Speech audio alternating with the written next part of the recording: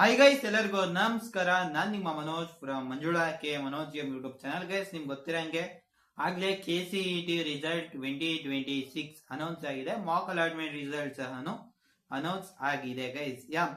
ಇವಾಗ ನಿಮ್ಗೆ ಒಂದು ಡೌಟ್ ಇರುತ್ತೆ ಗುರು, ನಂದು ರ್ಯಾಂಕಿಂಗ್ ಸ್ವಲ್ಪ ಚೆನ್ನಾಗಿ ಬಂದಿಲ್ಲ, ನಾನು ಅನ್ಕೊಂಡಿದ್ ಕಾಲೇಜ್ ಸಿಗಲ್ಲ, ಏನ್ ಮಾಡಬಹುದು ಅಂತ ಮಾತಾಡ್ತೀನಿ, ಸರಿನಾ? ಈಗ ಫಸ್ಟ್ ಏನಪ್ಪ ಅಂದ್ರೆ ಆಪ್ಷನ್, ನಿಮ್ಗೆ ಯಾವ ಬ್ರಾಂಚ್ ಬೇಕೋ ಆ ಬ್ರಾಂಚ್ನ, ನನಗೆ ಯಾವ ಕಾಲೇಜ್ ಆದ್ರೂ ಪರವಾಗಿಲ್ಲ ಅಂತ ಇದ್ರೆ ನೀವು ಆ ಕಾಲೇಜ್ಗೆ ಹೋಗ್ಬೋದು.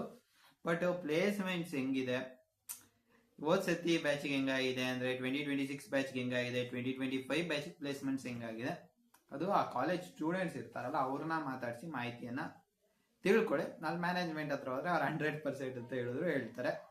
ಯಾಕಂದ್ರೆ ಅದು ಲೆಕ್ಕದಲ್ಲಿ ಅವ್ರು ಡೇಟಾ ಕೊಡ್ತಾರೆ, ಇಷ್ಟು ಜನ ಹೈಯರ್ ಸ್ಟಡೀಸ್ಗೆ ಹೋದ್ರು, ಇಷ್ಟು ಜನ ಇದು ಮಾಡ್ತಿದ್ದಾರೆ, ಇಷ್ಟು ಜನ ಏನೇನೋ ಮಾಡ್ತಿದ್ದಾರೆ ಅಂತ ಸಹ ಅವರು ಡೇಟಾನ ಕೊಡ್ತಾರೆ.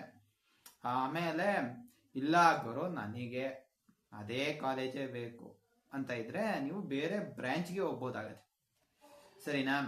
ಲೆಕ್ಕದಲ್ಲಿ ನೀವು ಆ ಕಾಲೇಜಲ್ಲಿ ಯಾವುದೋ ಒಂದು ಬ್ರಾಂಚಿಗೆ ಗುರು ಕಟ್ ಆಫ್ ತುಂಬಾ ಕೆಳಗಡೆನೆ ಇರತ್ತೆ, ಆ ಒಂದು ಬ್ರಾಂಚ್ಗೆ ನೀವು ಹೋಗ್ಬೋದಾಗತ್ತೆ. ಎಷ್ಟೊಂದು ಕಡೆ ಸಿವಿಲ್, ಮೆಕ್ಯಾನಿಕಲ್ ಅವೆಲ್ಲ ಸ್ವಲ್ಪ ರ್ಯಾಂಕಿಂಗ್ ಕಡಿಮೆ ಇದ್ರೂ ಸಹ ಸಿಗತ್ತೆ. ಆ ಒಂದು ಬ್ರಾಂಚ್ಗೆ ಹೋಗಿ ನೀವು ಫಸ್ಟ್ ಸೆಮ್ಮಲ್ಲಿ ಮತ್ತು ಸೆಕೆಂಡ್ ಸೆಮ್ಮಲ್ಲಿ SGPA ಚೆನ್ನಾಗಿ ಮೈಂಟೈನ್ ಮಾಡಿಕೊಂಡ್ರೆ over all first year CGPA ಚೆನ್ನಾಗಾಗತ್ತೆ.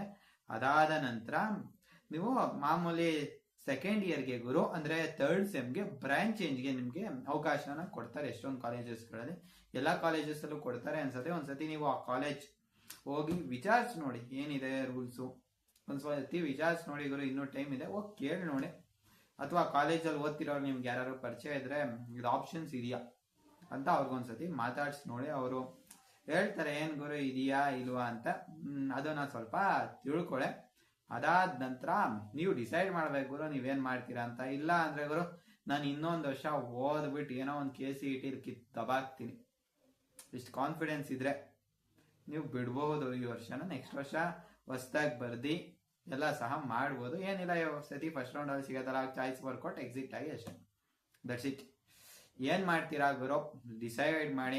ಏನಾದ್ರು ಡೌಟ್ಸ್ ಇದ್ರೆ ಕಾಮೆಂಟ್ ಮಾಡಿ, ನಾನು ನಿಮ್ಗೆ ರಿಪ್ಲೈ ಮಾಡ್ತೀನಿ. ಅಷ್ಟೇ ಗುರು, ಸಿಗೋಣ ಮತ್ತೊಂದು ವಿಡಿಯೋದಲ್ಲಿ. ದಯವಿಟ್ಟು ಸಬ್ಸ್ಕ್ರೈಬ್ ಆಗಿ, ಜೊತೆಗೆ ಪಕ್ಕದಲ್ಲಿರುವ ಬೆಲ್ ಐಕಾನ್ ಅನ್ನು ಕ್ಲಿಕ್ ಮಾಡಿ ಗೈಸ್. ಜೈ ಹಿಂದ್, ವಂದೇ ಮಾತರಂ.